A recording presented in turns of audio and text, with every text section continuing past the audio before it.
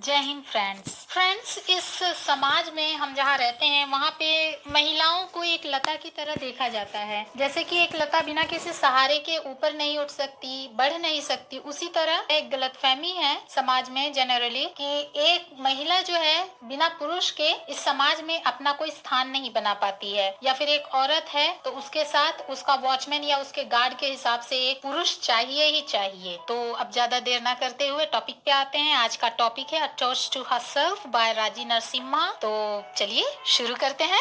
इस कहानी की जो प्रोटैगोनिस्ट है उसका नाम है प्रिया, जो कि 50 साल की एक डाइवोर्सी है और पेशे से वो राइटर है। प्रिया अभी अपने 5th बुक के रिव्यू का वेट कर रही है और उसके मन में बहुत सारे सवाल उठ रहे हैं, जैसे कि क्या होगा अगर रिव्यू बैड आया या फिर रिव्यू अच्छा आया तो क्या होगा। उसके मन में थोड़ा सा डर भी है। The fear is close and biting like mask.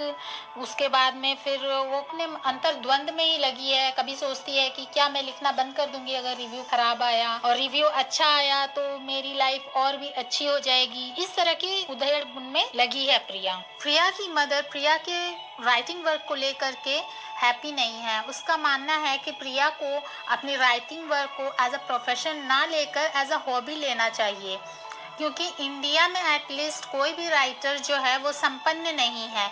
वो अपने राइटिंग से इतना अर्न नहीं कर पाता है जिससे कि वह अपना लाइफ स्मूथली रन कर सके। प्रिया को अपने हर वर्क पे 250 रुपीज मिलता था और प्रिया ने मंथ में 5 वर्क लिखे थे शायद, तो उससे उसे ओनली 1000 रुपीज पर मंथ मिले थे। ड्राइवर भी जो होते हैं वो भी प्रिया से ज्यादा कमा लेते हैं, यह कहना था प्रिया की माँ का। प्रिया की माँ चाहती थी कि प्रिया 50 इयर्स होने के बावजूद भी शादी कर ले और सेटल हो जाए। इसके लिए प्रिया की माँ की नजर में एक लड़का भी था जो कि डॉक्टर केशवान है। डॉक्टर केशवान जो है वो भी प्रिया से शादी करना चाहते हैं, लेकिन उन्होंने कभी एक्सप्रेस नहीं किया है अपना फीलिंग को, और इसका कारण शायद ये है कि प्रिया डाइवोर्सी है, तो वो ये नहीं समझ पा रहे हैं कि आफ्टर मैरिज ही और शी, यानी कि डॉक्टर केशवान या प्रिया एक दूसरे के लिए कंपेटेबल होंगे या नहीं। प्रिया डाइवोर्सी है तो इस वजह से उसे शादी करने से डॉक्टर केशवान के ऊपर कोई गलत प्रभाव ना पड़े, फिर सोसाइटी के बारे में भी सोचना पड़ता है। तो डॉक्टर केशवान कभी भी प्रिया को शादी का प्रपोजल नहीं देते हैं। इधर प्रिया भी अपने 5th बुक के रिव्यू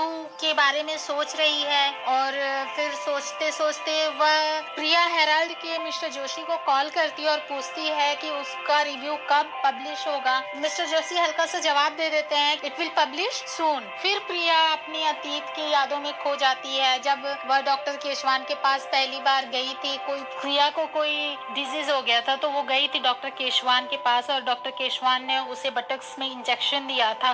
तब से लेकर आज तक प्रिया मतलब डॉक्टर केशवान की फीलिंग्स को भी समझती है। डॉक्टर केशवान से वह अभी तक एट द एज ऑफ 50 भी चाहती है कि डॉक्टर केशवान उसको प्रपोज करें और उनके प्रपोजल का वेट कर रही है, बट डॉक्टर केशवान उसे प्रपोज नहीं करते हैं, शायद उसके डाइवोर्सिंग होने की वजह से या वजह कुछ और भी हो। लेकिन डॉक्टर केशवान भी मन ही मन प्रिया को चाहते हैं। प्रिया की मदर जो है वो एक टिपिकल इंडियन मदर है, जो कि हमेशा सोचती हैं कि किसी भी तरह से फाइनेंशियली उसकी बेटी का जो फ्यूचर है वो सेफ रहे। इसी वजह से वो प्रिया को फोर्स करती रहती हैं कि तुम शादी कर लो और सेटल हो जाओ। प्रिया की मदर जो है वो पेंशन पाती हैं, तो वो पेंशन की डेट कंप्लीट नहीं होती है, फिर भी वह दरवाजे पे खड़ी रहती है। इस पर प्रिया कहती है कि मम्मा आ जाओ आप घर वापस, अभी पोस्टमैन नहीं आएगा क्योंकि अभी महीना नहीं पूरा हुआ है। फिर प्रिया कहती है कि मदर डोंट वरी, मुझे आपके पैसों की कोई जरूरत नहीं है और मैं अपना खुद से देख लूंगी जो भी खर्चा होगा। लेकिन प्रिया की मदर उससे बार बार यही कहती है कि तुम सेटल हो जाओ। डॉक्टर केशवान जब आते हैं तो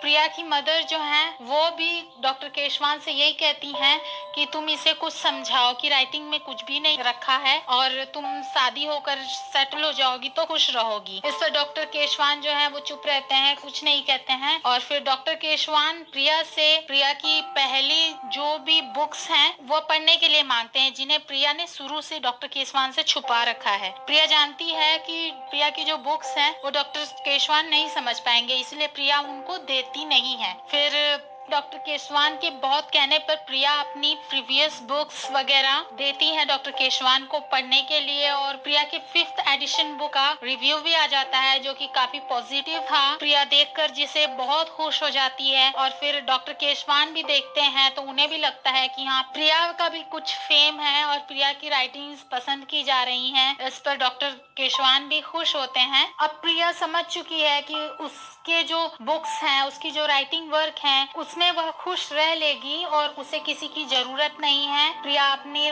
वर्क को वर्शिप की तरह लेती है और अपने बुक्स को अपने बच्चों की तरह समझती है। At the end of the story Priya अपने पॉजिटिव रिव्यू को सेलिब्रेट करती है डॉक्टर केशवान अपने मदर के साथ में, और टोस्ट टू हर सेल्फ, यानी कि टोस्टिंग मतलब यहाँ पे होता है कि कुछ भी सेलिब्रेट करना। तो जनरली जो लोग होते हैं वो वाइन के साथ सेलिब्रेट करते हैं, बट प्रिया जो है वो लेमोनेड यानी कि नींबू के शरबत को ग्लास में डाल करके अपने पॉजिटिव रिव्यू को सेलिब्रेट करती है, और यहाँ पे कहानी खत्म हो जाता है। तो ये तो थी कहानी की बात। अब चलो एग्जाम पॉइंट ऑफ व्यू से थोड़ी सी स्टडी कर लिया जाए। तो कहानी के कैरेक्टर्स में ओनली 3 हैं मेन कैरेक्टर, जिसमें कि हमारे प्रोटैगनिस्ट हैं वो है प्रिया जो कि एक ब्रेव गर्ल है, 50 ईयर की, राइटर है, डाइवोर्सी भी है, एंड वो अपने वर्क को वर्शिप की तरह लेती है। उसका वर्क उसके लिए सब कुछ है, उसके लिए उसका रिव्यू जो भी आता है बहुत इंपॉर्टेंट रखता है, एंड वो टेंशन में रहती है अपने रिव्यू को लेके। मतलब प्रिया एक 50 ईयर की डाइवोर्सी वुमन है जो कि अपने